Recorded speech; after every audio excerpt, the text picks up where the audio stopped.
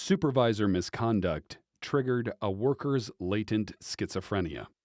The subsequent lawsuit, Lancaster versus Norfolk and Western Railroad Company, featured a dispute about whether the worker's damages should be reduced to reflect the likelihood that something else would have triggered his schizophrenia eventually. Gary Lancaster worked as a mechanic for Norfolk and Western Railroad Company.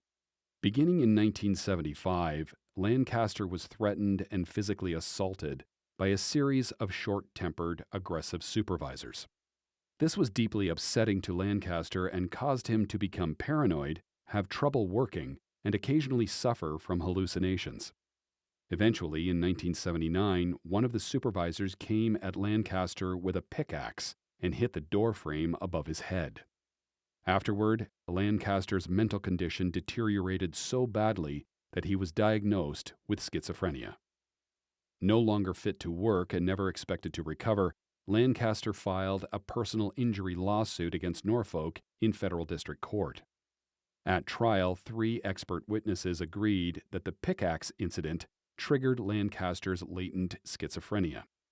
However, one of the expert witnesses was convinced that if there'd been no supervisor misconduct, something else would have triggered Lancaster's schizophrenia. The district court declined to instruct the jury to reduce Lancaster's damages to reflect the likelihood that something other than supervisor misconduct would have triggered his latent schizophrenia eventually.